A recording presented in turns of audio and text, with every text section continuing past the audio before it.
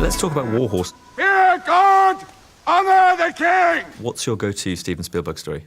How competitive he became over atomic farts. We just set them off. What's that sound? What is that? And then we showed him the app. And then he was like really competitively doing a sort of Simon Says kind of repetition. So...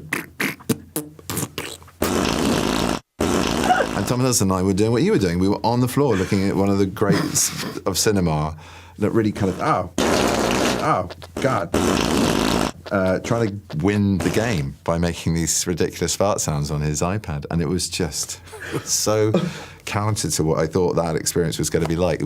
I was hysterical. And then the next day he's like, okay, wait, let's do that charge again. This is where you die. You know, like, oh, yes, put the fart out away. Schmaug, can we just make it very, very clear that you did not just do the voice for this? Like how ridiculous I looked like doing the whole thing. Well, thief,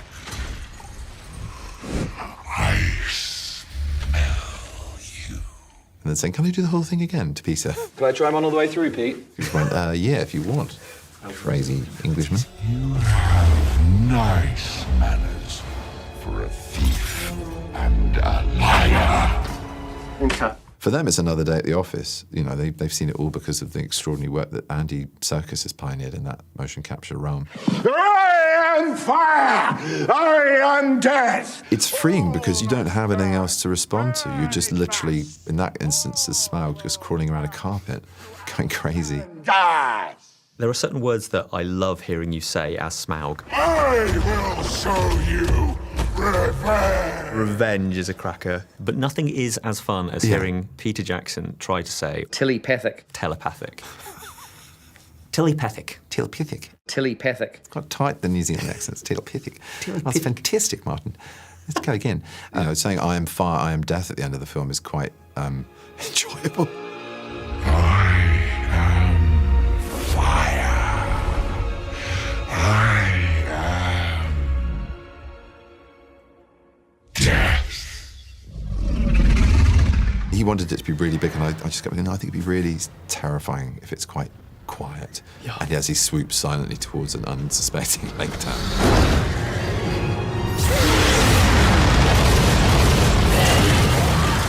Serpent napalm machine that he is. It's horrible. No help will come. That's on his business card. Serpent napalm machine. Yeah, exactly. That's a good job description. Sherlock's business seems to be booming since you and he became pals. What's he like to live with? Hellish, I imagine. I'm never bored. I'm imagining you with Martin. It's not a case of, anything you can do, be in The Hobbit, I can appear as a giant dragon. Now that is interesting. And then with the MCU going, well, anything you can do, I can be the Sorcerer Supreme. I'm Dr. Stephen Strange. I could be the white guy in Black Panther. You cannot talk. One more word, and I will feed you to my children. Yeah, it must have looked a bit like that. I'm kidding. We are vegetarians. Now, we obviously can't talk too much about Doctor Strange because of, spoilers, but I'd like to give you an internet update of what the world is thinking. Yeah, tell me, because I sure as hell don't know. This is the most amazing cosplay I've ever seen.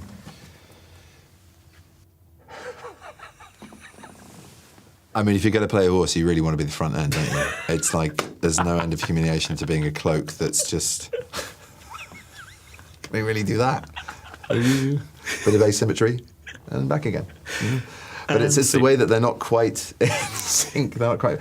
He looks a little bit like me. It's a very good job. I'd agree with that. It's great. But he also looks really pissed off with how the cloak's trying to take over. He's like, maybe like, enough. Don't ruin my light. That's brilliant. There's a little picture meme, and it says that in just 2 years, Doctor Strange has done these amazing things in just 2 years.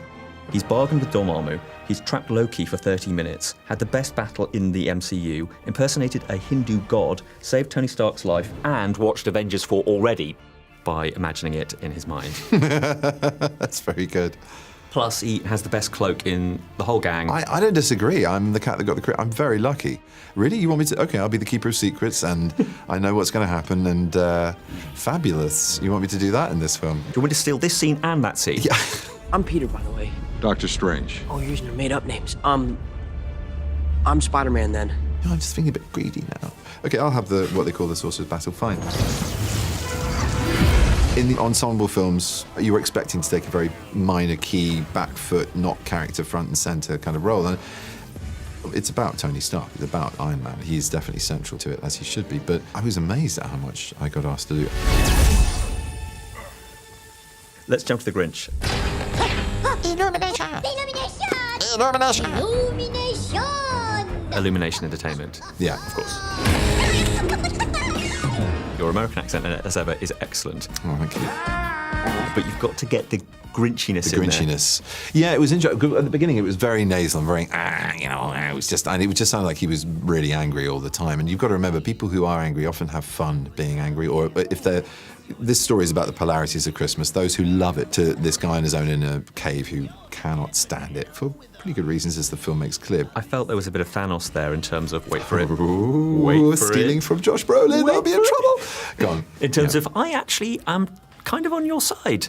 Well, yeah, thank you. The mayor wants Christmas to be 3 times bigger this year. That means 3 times the lights, 3 times the eggnog, 3 times the... Information needed. That was a good one. Yeah, and also just the fact that this, I'd like to say he's in his 50s. I like to age up for my roles these days, so that people don't go, my goodness, you're so much younger in the flesh than you are in the pants you wear when you're doing that exercise scene. Yeah, it's just that thing of, he has lived a long life, but early on, I think I could say this without spoiling, he's an orphan. God. So, he didn't experience a lot of the joy of Christmas, hence he envies it. Maybe that's why he's green and all the other who's aren't green. Great point. Thank you, Mommy. I had questions early on. I went, is this always some kind of exclusion here? Is this racism, or is this actually just, is he just green? He's just green, Benedict. Let's not politicise this film.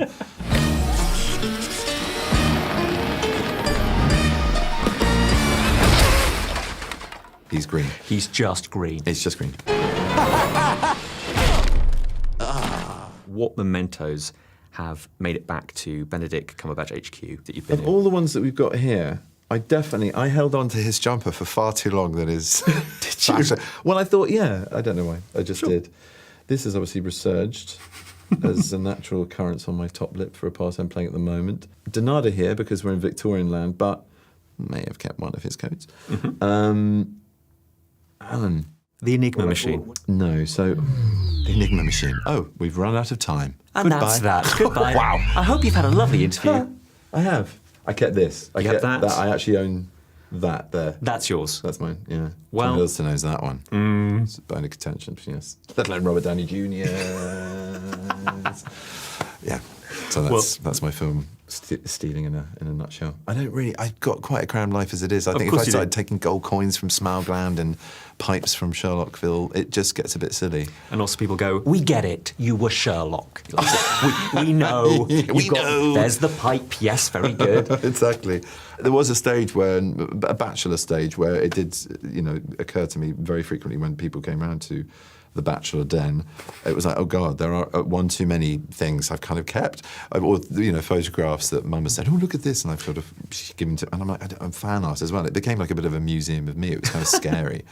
It's like entering an Alan Partridge fan zone, but in reverse, as in one that he'd built. Benedict, it's been an absolute pleasure. Likewise. Thank you so much. Nice to see you. Have a great rest of your day. You too. Enjoy Christmas when you get there. Thanks for watching. If you like that, then do watch these videos, or you can listen to my podcast called Radio 1 Screen Time. Oh, and do not forget to hit that subscribe button. You can now get more Radio 1 in your life by downloading the BBC Sounds app or the BBC iPlayer app. Search for full-length versions of these interviews by typing in Movies with Ali Plum.